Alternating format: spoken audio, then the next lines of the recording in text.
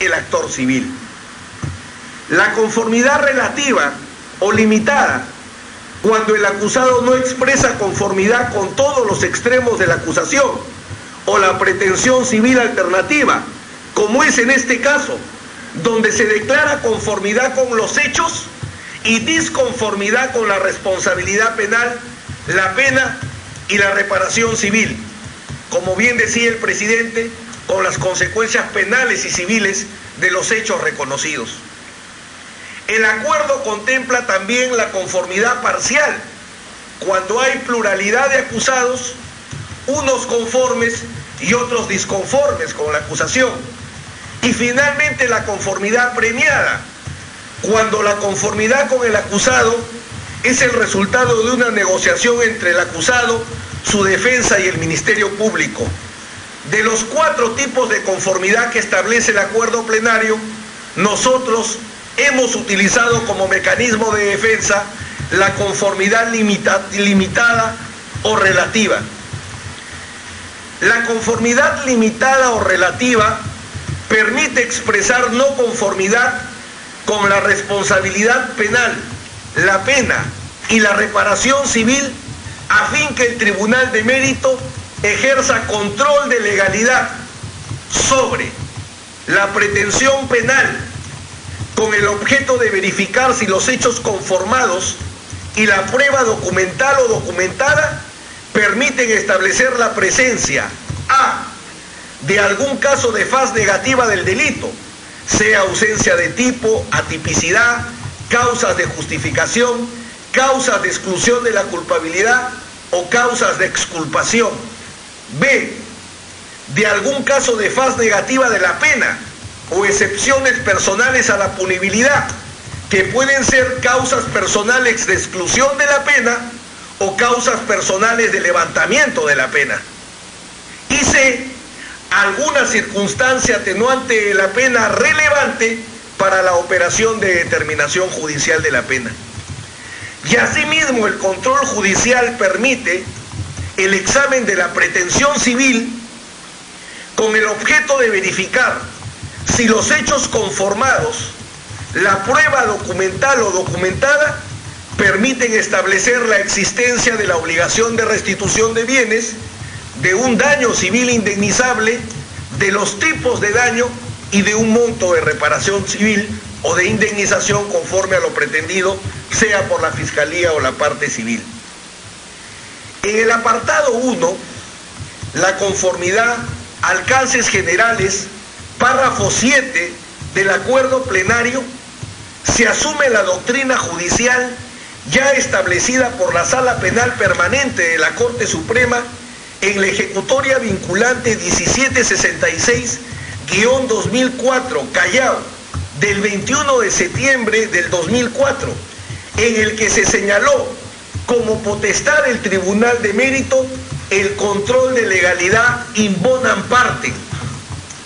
Esto es, la potestad del tribunal para verificar si el hecho aceptado era atípico, si en él concurrían circunstancias determinantes de la exención de responsabilidad penal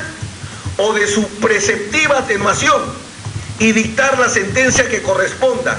esto es, absolutoria o de condena valorando las circunstancias atenuantes de la pena. Lo que hizo la Ejecutoria Suprema y lo que ratifica el acuerdo plenario no es otra cosa que establecer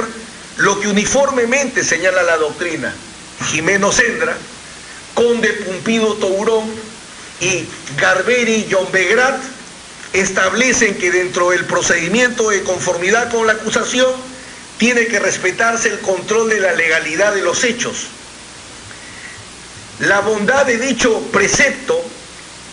es un imperativo de legalidad y justicia que debe impedir las condenas improcedentes, aunque sean aceptadas por el acusado. De ahí que deba cumplirse con las exigencias constitucionales y verificar si el hecho conformado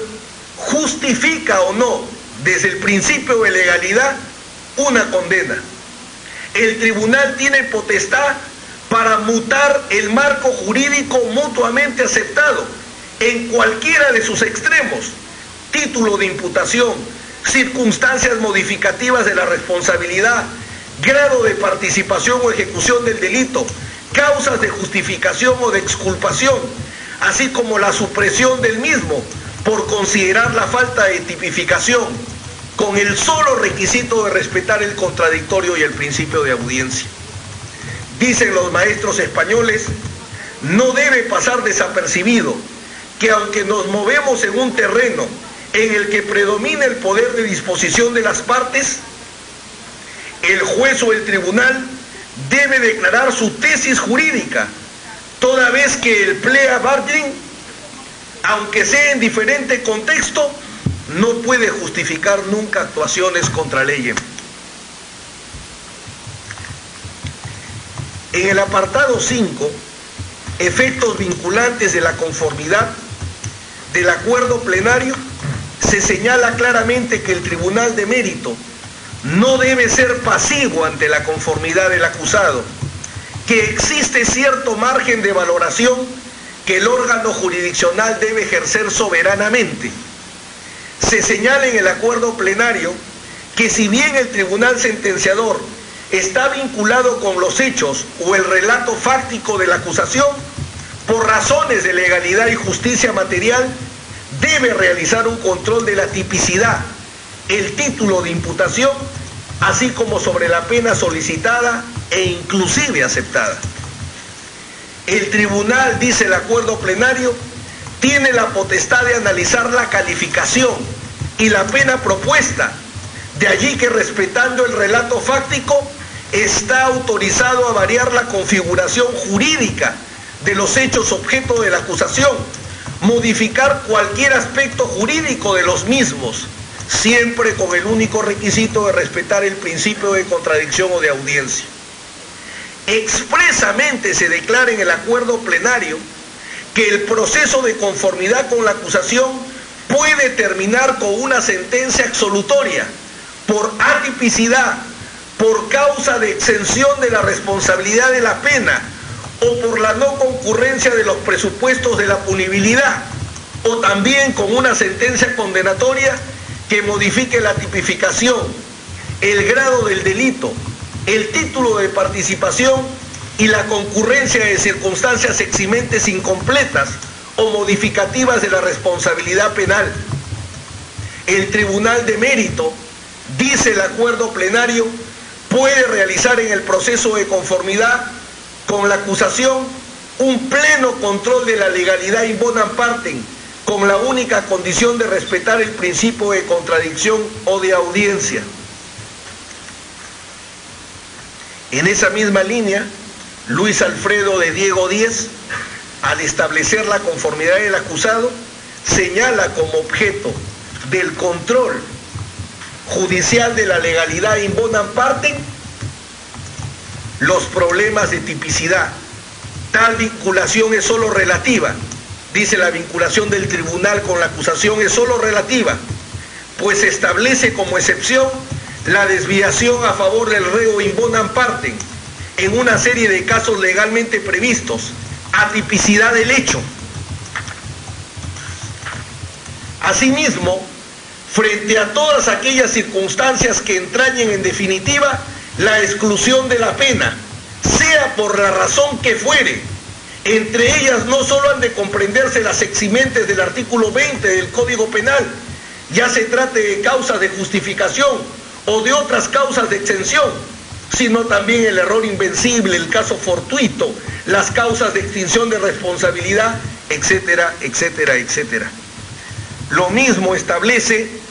Víctor Moreno Catena, Ángela Coquillat Vicente, Ángel Juan Especes, Alfredo de Diego Díez y Emilio de Lluera Suárez de Bárcena,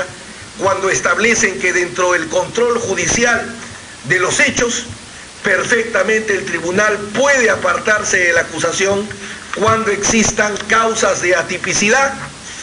conforme lo establece en la página 2035 del tomo tercero, para no ser reiterativo, así como circunstancias de excepción de la pena,